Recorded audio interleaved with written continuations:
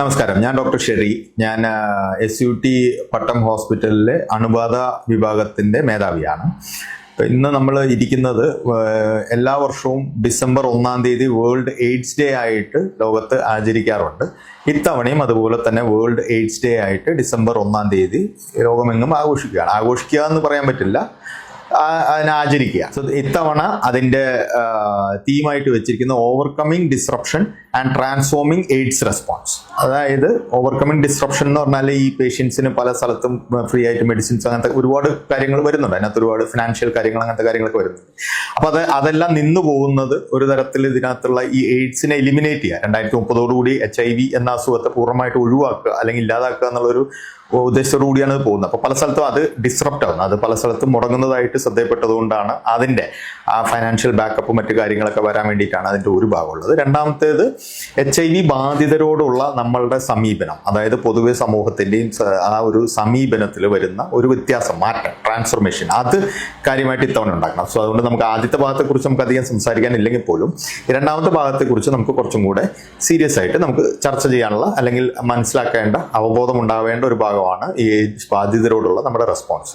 അതെന്ന് പറഞ്ഞാൽ നമ്മൾ പൊതുവെ അവരെ മാറ്റി നിർത്തുക, സമൂഹത്തിൽ നിന്ന് മാറ്റി നിർത്തുക, അവരെന്തോ വലിയ തെറ്റ് ചെയ്തു ആ രീതിയിലോട്ട് അവരെ മാറ്റി നിർത്തുക, അങ്ങനെ ഒരു റെസ്പോൺസാണ് പൊതുവെ.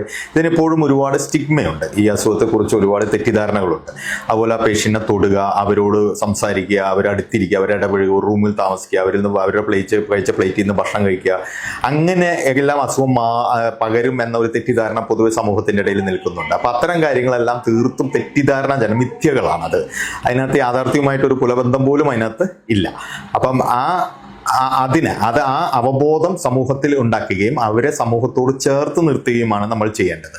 അല്ലാതെ അവരെ മാറ്റി നിർത്തുന്ന ഒരു പ്രക്രിയ, അതൊരു സമൂഹത്തിന് വളരെ മോശമായ ഒരു അസുഖം എന്നുള്ള രീതിയിലാണ് ഇതിനെ പൊതുവെ സമൂഹത്തിൽ കണ്ടുവരുന്നത്. ആ മാറ്റം, ആ സാമൂഹികമായ ഒരു മാറ്റം, സാംസ്കാരികമായ ഒരു മാറ്റം, അതാണ് ഈ ഇതിനകത്ത് നമുക്ക് പ്രധാനമായിട്ടും ചർച്ച ചെയ്യാനുള്ള ഒരു കാര്യം. ഈ അസുഖം പകരുന്നത് പ്രധാനമായിട്ടും അൺസേഫ് ആയിട്ടുള്ള ലൈംഗിക ബന്ധങ്ങളിലൂടെ, ബ്ലഡ് ട്രാൻസ്ഫ്യൂഷനിലൂടെ, നീഡിൽ സ്റ്റിക്കുകൾ കുത്തുകിട്ടുന്നതിലൂടെ, ചെവി രോഗബാധിതരിൽ നിന്നുള്ള നീഡിൽ സ്റ്റിക്കിൽ കുത്തുകിട്ടുക, അല്ല അമ്മയിൽ നിന്നും കുഞ്ഞിന് പ്രസവ സമയത്ത് അല്ലെങ്കിൽ പ്രഗ്നൻസി സമയത്ത് ആ ട്രാൻസ്ഫർ ചെയ്തിട്ട് ഇത് മാറി കുഞ്ഞിന് വരാനുള്ള സാധ്യത, ഇതൊക്കെയാണ് സാധാരണ വരുന്ന കോമൺ ആയിട്ടുള്ള കാര്യങ്ങൾ. ഇതേപോലെ തന്നെ വരാവുന്ന അസുഖങ്ങളാണ് ഈ ഹെപ്പറ്റൈറ്റിസ് ബി, ഹെപ്പറ്റൈറ്റിസ് സി. അപ്പൊ അതിനെക്കുറിച്ച് ഇത്രയും സ്റ്റിഗ്മ ഇല്ല. പക്ഷെ HIV മാത്രമാണ് ഇങ്ങനെ വളരെ മോശമായ ഒരു സ്റ്റിഗ്മ പൊതുവെ സമൂഹത്തിൽ നിലനിൽക്കുന്നത്. അപ്പം ഈ എയ്ഡ്സ് ഡേ എന്ന ആ ഒരു കാര്യത്തിൽ നമ്മൾ പ്രധാനമായിട്ടും നമ്മളുടെ ഉദ്ദേശം എന്ന് പറയുന്നത് ഈ ശരിയായ അവബോധം, അതെല്ലാ വർഷവും ഇതിൻ്റെ തീം അടിസ്ഥാനമായിട്ട് വരുന്നത് ശരിയായ അവബോധം സാധാരണ മനുഷ്യരുടെ ഇടയിൽ ഉണ്ടാവുക എന്നൊരു കോൺസെപ്റ്റിൽ, ഒരു ആശയത്തിൽ നിന്ന് ഊന്നി തന്നെയാണ് എല്ലാ വർഷവും ഇതിനകത്ത് അതിൻ്റെ എന്താണ് ആ വർഷത്തെ തീം എന്നുള്ളത് വരുന്നത്. ഇത്തവണയും അത് വ്യത്യസ്തമല്ല. അപ്പം അതുകൊണ്ട് തന്നെ ഞങ്ങളൊക്കെ വർഷങ്ങളായിട്ട് HIV പേഷ്യൻസിനെ ചികിത്സിക്കുന്നവരല്ലേ. അപ്പം ഞങ്ങളെല്ലാവരോടും വളരെ കരുതലോടും അവരെ സമൂഹത്തോട് ചേർത്ത് നിർത്തി അവർക്കുണ്ടാവുന്ന മെന്റൽ ഡിപ്രഷൻസ്, അവർക്കുണ്ടാകാവുന്ന പ്രശ്നങ്ങൾ, അന്നെല്ലാം അവരെ പുറത്തു കൊണ്ടുവന്ന് അവരെ സാധാരണ സ്ട്രീമിലോട്ട് തിരിച്ചു കൊണ്ടുവരിക. ഇതാണ് ഞങ്ങളെ സംബന്ധിച്ചിടത്തോളം വലിയ ടാസ്ക്. ഒന്ന് ശരീരത്തിന് വരുന്ന പ്രശ്നങ്ങൾ, അതായത് HIV രോഗപ്രതിരോധം കുറയ്ക്കുകയും തുടർന്ന് അതിനകത്ത് പുതിയ അണുക്കൾ വരിക, അതിനെ ചികിത്സിക്കുക, അത്തരം കാര്യങ്ങൾ. ഇതിനകത്ത് പ്രധാനമായിട്ടും ഇതൊരു മാറാരോഗമാണെന്നുള്ളൊരു തെറ്റിദ്ധാരണയുണ്ട്. മാറാരോഗമൊന്നുമല്ല, അത് സിമ്പിളായിട്ട് നമ്മൾ ഷുഗർ പോലെ ഒരു ഗുളിക കൃത്യമായിട്ട് കഴിക്കണം, അതാണ് അതിനകത്ത് ഏറ്റവും പ്രധാനം. അങ്ങനെ കഴിക്കുകയാണെങ്കിൽ അവരുടെ ആയുഷ്കാലം എന്ന് പറയുന്നത് സാധാരണ ഒരു മനുഷ്യന്റെ അത്രയും തന്നെ ആയുസ് ഇവർക്ക് ഉണ്ടാവാറുണ്ട്. അപ്പൊ അതുകൊണ്ട് തന്നെ നമുക്ക് ഇതിനകത്ത് ഭയപ്പെടേണ്ടതായിട്ടുള്ള കാര്യങ്ങളൊന്നുമില്ല.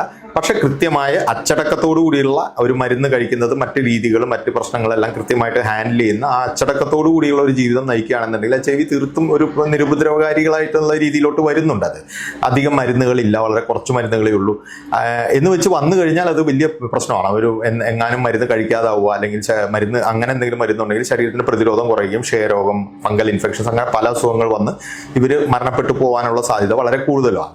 സോ സൂക്ഷിച്ച് കൈകാര്യം ചെയ്യേണ്ട ഒരു കാര്യമാണ്. നല്ല ജാഗ്രതയോടുകൂടി കൈകാര്യം ചെയ്യുകയാണെങ്കിൽ HIV ഒരു പ്രശ്നമല്ല. എന്നാൽ ജാഗ്രത കുറവുണ്ടായി കഴിഞ്ഞാൽ ആ രോഗികളെ സംബന്ധിച്ചിടത്തോളം അത് മരണത്തിലേക്ക് എത്തിക്കുകയും ചെയ്യും. ഇതാണ് HIV കുറിച്ച് പൊതുവെ എനിക്ക് പറയാനുള്ള, ഈ ദിനത്തിൽ പറയാനുള്ള കാര്യങ്ങൾ. Thank you.